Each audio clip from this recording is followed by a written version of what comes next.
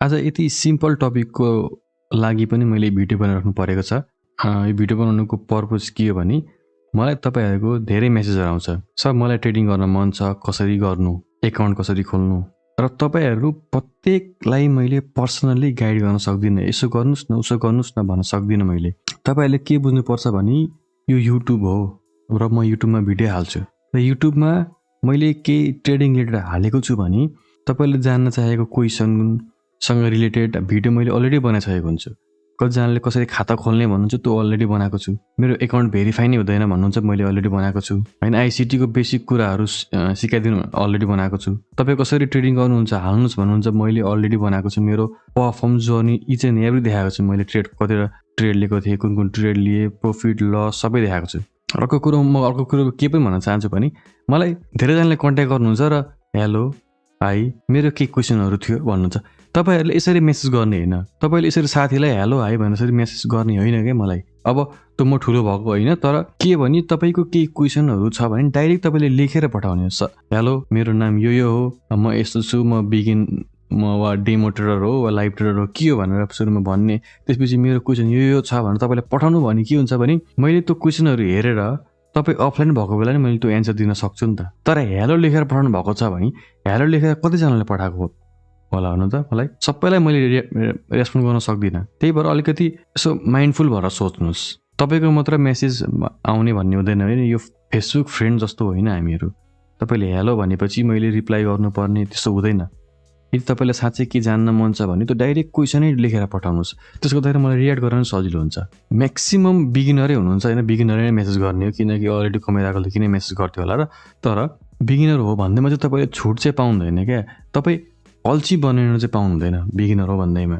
Already धेरै कुराहरू युट्युबमा हालिसकेको हुन्छु होइन। कतिपयले मलाई मेसेज गर्नुहुन्छ र म रिप्लाई पनि गर्छु। अनि मैले भिडियो अलरेडी हालेको छु त, एकाउन्ट कसरी बनाउने यस्ता यस्ता भनेर भन्छु। उहाँले के भन्नुहुन्छ, मलाई भिडियोको लिङ्क पठाइदिनु सर भन्नुहुन्छ। हेर्नुहोस् है, अब मलाई तपाईँले सिके पनि नसिके पनि मलाई केही फरक पर्दैन। फरक पर्छ त? मतलब सोच्नुहोस् न, तपाईँले फरेक्स ट्रेडिङको बारेमा जाने पनि नजाने पनि मलाई केही फरक पर्दैन। मैले तपाईँलाई लिङ्क सेयर नगर्दा पनि हुन्छ। भनेपछि यहाँनिर को चाहिँ अलिक डेस्परेट भएर खोज्नुपर्ने हो त भिडियो? तपाईँलाई लिङ्क पठाउन मैले जरुरी छ त?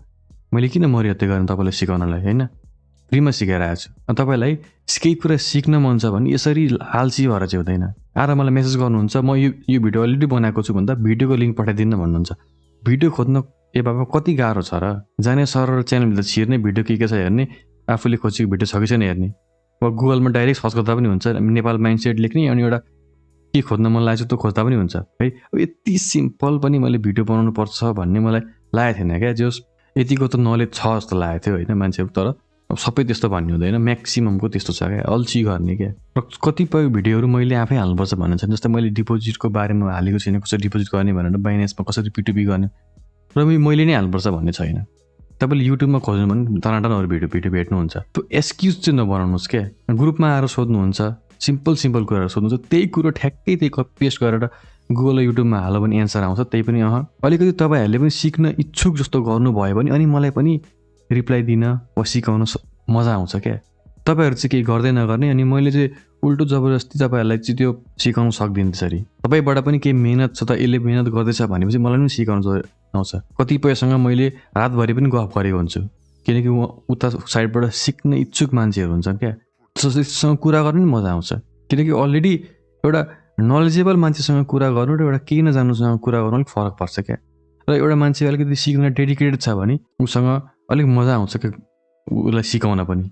त्यही भएर स्कुलमा पनि अलिकति जान्ने स्टुडेन्टलाई बढी फोकस दिन्छ नि, त्यही भएर हो। किनकि उसले सिकिहाल्छ, जानिहाल्छ, अनि उसलाई सिकाउनु पनि सजिलो हुन्छ, वा अलिकति मिहिनेत गर्नेलाई सिकाइन्छ। र कतिपयले मलाई मेसेज गर्नुहुन्छ, सर तपाईँलाई म यति पैसा दिन्छु, मेरो यो स्किलमा हालिदिनु भनेर। त्यस्तो काम म गर्दिनँ, मैले कुनै भिडियोमा भनेको छैन। यदि मैले कुनै भिडियोमा भनेको छ भने मलाई प्रुफ देखाउनुहोस्, म हालिदिन्छु। होइन भने यस्तो कामहरू नगर्नुहोस् है।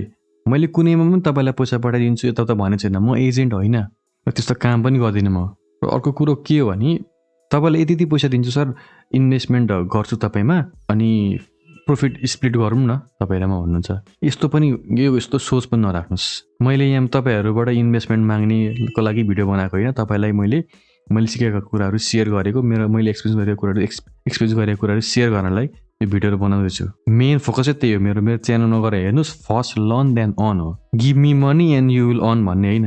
त्यसैले अलिकति माइन्ड सेट बदल्नुहोस् है। म्याक्सिममको त्यस्तै छ। 90% म भन्छु यो मेरो भिडियो हेर्नु 90%को माइन्ड सेट त्यस्तै छ। अझै पनि यस्तैको पछि लाग्ने, अझै पनि कतिपयले मलाई मेसेज गर्छन् स्क्याम भएर। रिसेन्टली मलाई एकजनाले मेसेज गरेको थियो, उसले 3600 हालिदियो अरे, अनि उताबाट चाहिँ के भनेको थियो स्क्यामरले, 3600 हाल्दाखेरि 1,38,000 कमाउँछ 24 घन्टामा भनेको थियो, उनले हालिदियो अरे। हेर्नुहोस् है, कति सजिलो छ नेपालमा स्क्यामरलाई स्क्याम गर्नलाई। अलिकति दिमाग लाएर सोच्नुहोस् क्या।